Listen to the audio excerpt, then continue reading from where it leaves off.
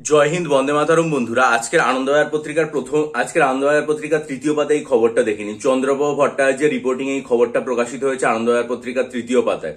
কি বলা হয়েছে? বলা হয়েছে সংরক্ষণের জট কাটায় নিয়োগের প্রস্তুতি রাজ্যে। অর্থাৎ এতদিন পর্যন্ত আমাদের রাজ্যে ওবিসি সংক্রান্ত যে জট, সেটা নিয়ে নিয়োগ প্রক্রিয়া দীর্ঘদিন ধরে আটকে ছিল, বিপুল পরিমাণ নিয়োগ আটকে ছিল। রাজ্য সরকার এই সমস্ত মামলাগুলো প্রত্যাহার করে নিয়েছে। তাই প্রশাসনের অন্দরের খবর মূল মামলা প্রত্যাহার করা হয়েছে। ওবিসি সংশোধনী বিল বিধানসভায় পাস হয়ে গেছে। ফলে এই মুহূর্তে রাজ্য সরকার নতুন নিয়োগের ব্যাপারে প্রস্তুতি শুরু হবে এবং নিয়োগ সংক্রান্ত যে বিজ্ঞাপন, সেগুলো প্রকাশ করার কাজও দ্রুত শুরু হবে। এটা একটা গুরুত্বপূর্ণ পয়েন্ট এখানে বলা হয়েছে।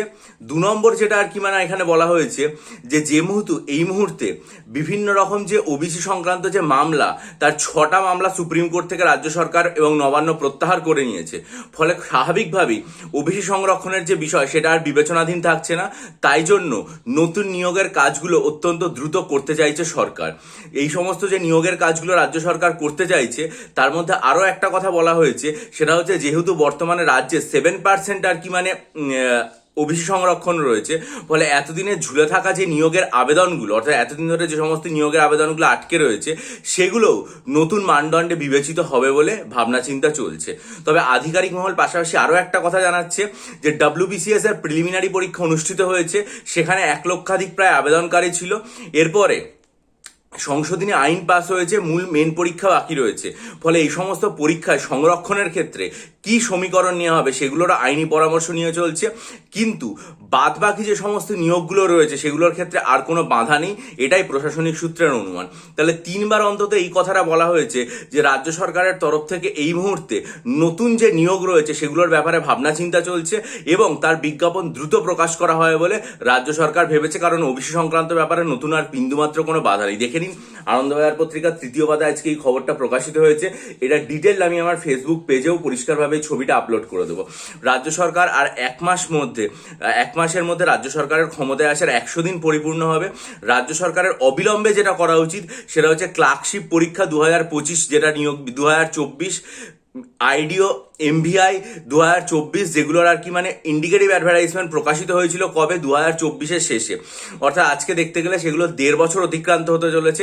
সেগুলোর নিয়োগের বিজ্ঞপ্তি আগামী 2 সপ্তাহের মধ্যে ইমিডিয়েট প্রকাশ করে দেওয়ার এটা বলাই হচ্ছে, আর বিয়োগের কোনো বাধা নেই। 2 নম্বর সেটা হচ্ছে যে West Bengal civil service examination 2025, যেটা বিজ্ঞপ্তি আসবে, সেটাও আগস্ট মাসের মধ্যে পুরোপুরি প্রকাশ করে দেওয়া।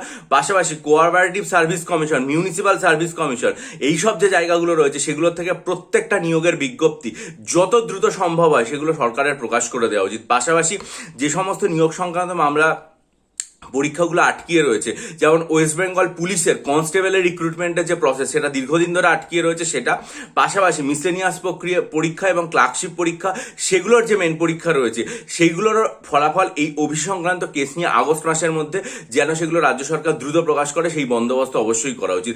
আজকের এই খবরটা দেখলাম এবং দেখে আমার মনের মধ্যে এইটুকু অন্তত স্বস্তি হলো যে সরকারের তরফ থেকে পদক্ষেপ নেওয়া হচ্ছে এবং যখনই এই সম্পর্কে পরবর্তী কোনো আপডেট পাওয়া যাবে, নতুন বিজ্ঞপ্তি যেন দ্রুত আসে, এলে নিশ্চয়ই আমার চ্যানেলে জানাবো। তার জন্য চ্যানেলটা সাবস্ক্রাইব করে বেল আইকন প্রেস করে দিন, খবরের দিকে নজর রাখুন।